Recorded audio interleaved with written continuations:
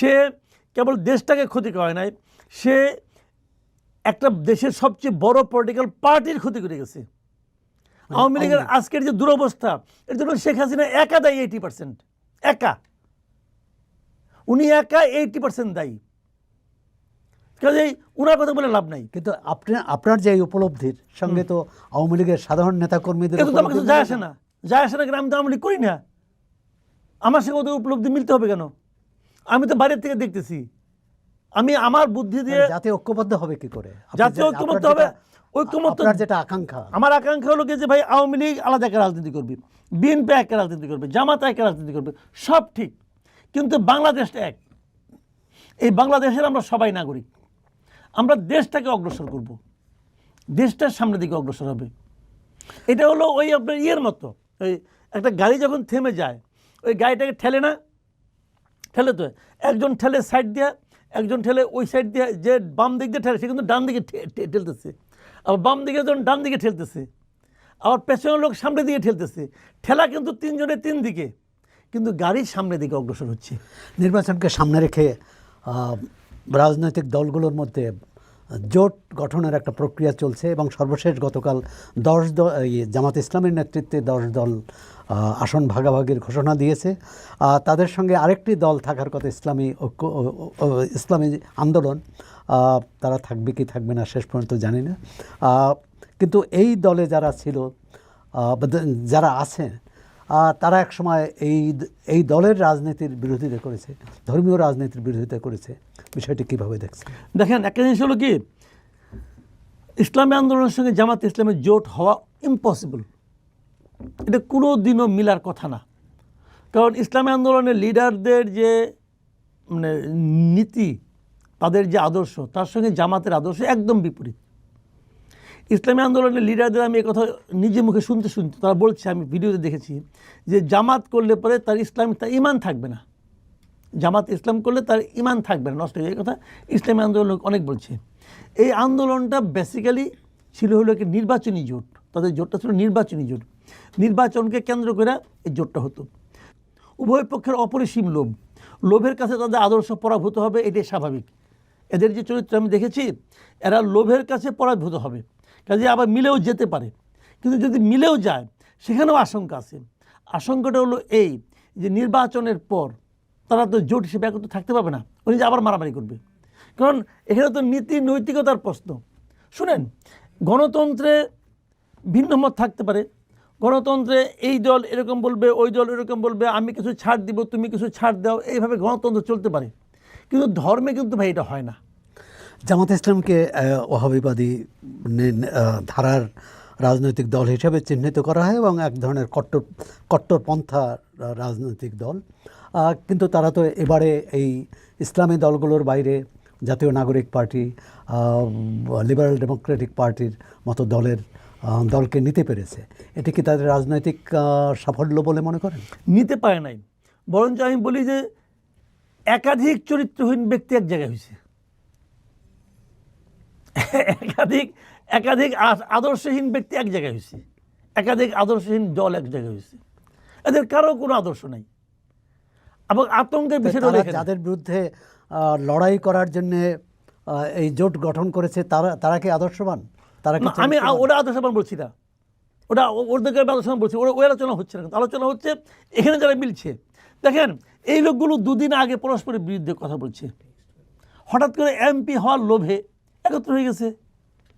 যদি এমপি হতে না পারে আবার ঝগড়া করবে, যদি এমপি হতে পারে তারপরেও ঝগড়া করবে।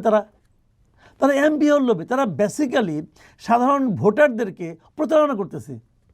অলি আহমেদ বলেন আপনি, অলি আহমেদ এর সঙ্গে যুক্ত হওয়ার আগে তার ইহকালে কোনোদিন সে জামাতের কোনো কর্মকাণ্ডের প্রশংসা করছে? আরে অলি আহমেদের রাজনীতি তো শেষ করে দিয়েছে জামাত। অলি আহমেদের যে রাজনীতি, সেটা তো শাহজাহান চৌধুরী শেষ করে দিয়েছে। এবং তখন জোটের মধ্যে সে দুই জায়গায় দাঁড়াবে, এক জায়গায় সে দাঁড়াবে, এক জায়গায় তার বউ দাঁড়াবে, এটা নিয়ে তো তার সঙ্গে বিএনপি ঝামেলা।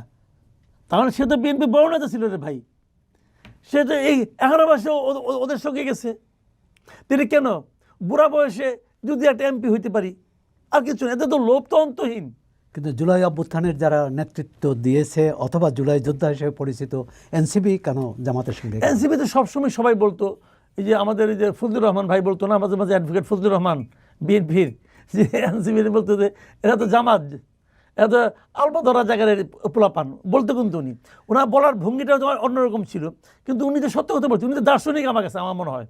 কারণ উনি যেটা বলছে ওটাই তো প্রমাণ হয়েছে। কেমন আমি বলি, আমি কিন্তু এনসিপি, এবি পার্টি এবং জামাত এই তিনটার ঐক্যটা কিন্তু আমি নির্বাচনী ঐক্য মনে করি না। আমি মনে করি এটা হলো আদর্শিক ঐক্য, মানে ওদের আদর্শ একটাই। এবং গতকালকে দেখলাম নাহিদ ইসলাম বলতেছেন, উনিও স্বীকার করছেন যে আমাদের এটা হলো আদর্শিক ঐক্য। তো এই দুটো এক হবে, দুইজন আলাদা আলাদা ছিল, এক ঘরে আবার আসছে। কিন্তু এর আগে বিএনপি যখন জামাতের সাথে ঐক্য করেছে তখন কিন্তু বিএনপির নেতারা বলছেন তাদের কৌশলগত ঐক্য। কৌশলগত ঐক্য ছিল, ওটা আদর্শিক ঐক্য ছিল না তো। ওটা তো আদর্শিক ঐক্য ছিল, ওটা ছিল কৌশলগত নির্বাচনী ঐক্য। আওয়ামী লীগকে হারাতে হবে। আওয়ামী লীগ এবং বিএনপির পার্থক্য ছিল হয়তো মনে করুন 2% ভোট। জামাতে যদি 3% ভোট হয়, জামাতের ভোট আমি নিলাম, তাহলে আমি 1% বেড়ে গেলাম। জামাতে যদি 7% ভোট হয়, ওইটা আমি নিলাম, আমি তাহলে বাইরে গেলাম 4% ভোট। হিসাব তো এটাই।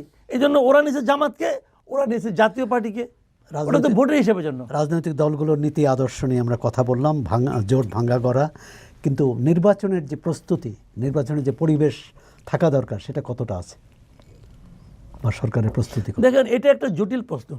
জটিল প্রশ্ন এই কারণে যে, যেমন ধরেন আমরা সাধারণত বলি যে আইন শৃঙ্খলা পরিস্থিতি ভালো না, পুলিশের পারফরমেন্স ভালো না, এগুলো আমরা বলি, এবং আগামী দিনে এইরকমই খারাপই থাকবে।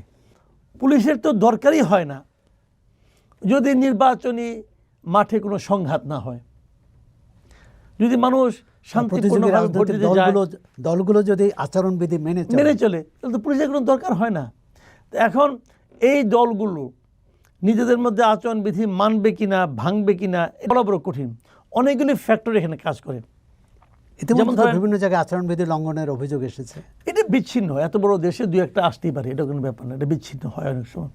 তবে এখানে যে জিনিসটা হচ্ছে কি, যে যদি তারা মনে করে যে না আমরা একটু হলেই জিতবো, আমাদের যদি কেউ ইন্টেনশনালি আচরণবিধি ভঙ্গ করে, তখন কি হবে এটা বড় বড় কঠিন। তবে আবার পুলিশের সঙ্গে ইতিবাচক দিক হলো যে সারা দেশে মিলিটারি থাকবে, আর সেনাবাহিনী থাকলে সেনাবাহিনীর ভূমিকা কী হবে এটাও কিন্তু আমরা কনফার্ম না। কারণ এখনও তো মানে আপনার রাস্তায় সেনাবাহিনী আছে, এবং তারা ম্যাজিস্ট্রেসি পাওয়ার নিয়েই আছে। তারপরে মব ভায়োলেন্স হচ্ছে, তারা কোনো একটা ভালো কাজ করতে পারছে, কোনো উদাহরণ আছে? সেনাবাহিনী কোনো একটা ভায়োলেন্সে হস্তক্ষেপ করে থামাইছে, আপনি দেখাতে পারবেন? পারবেন না তো। এই যে প্রথম আলোর পেছনে আগুন দিল, সেনাবাহিনী ছিল না, থামাইছে, থামানোর চেষ্টা করছে। ডেলি স্টাইলে সেনাবাহিনী থামানোর চেষ্টা করছে, 32 সময় ভাঙলো, সেনাবাহিনী থামানোর চেষ্টা করছে। তো এই ক্ষেত্রে আপনি কাকে বেশি দায়ী করবেন, যারা সেখানে দায়িত্বপ্রাপ্ত ছিল না যারা তাদেরকে দায়িত্ব? সেনাবাহিনী বলেন, পুলিশ বলেন, এই সমস্ত সশস্ত্র বাহিনী যারা আছে এরা তো অর্ডারে চলে, ভাই এইটাই তো আইরনি, যে অর্ডার যে দেয় তার কিছু হয় না, অর্ডার যে ক্যারি করে তার ঝামেলা হয়। এদেশে গুলির জন্য পুলিশের যাবজ্জীবন হবে, মৃত্যুদণ্ড হবে, কিন্তু অর্ডার যে দিছে, কে দিছে অর্ডার?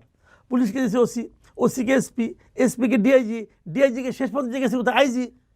অর্ডার তো আইজি ঠিক আছে, আইজির হবো 5 বছর, আর পুলিশের হবো যাবজ্জীবন অথবা মৃত্যুদণ্ড। এটাই যে আইরনি। এখন যদি শেখ হাসিনা বলে আমি রাজসাক্ষী হতে চাই, দিবে? মানে কোন বিবেচনায় আইজিপিকে রাজসাক্ষী বানানো হলো? আমি ভাই এটা আমার হিসাবে মিলি না। কোন বিবেচনায়?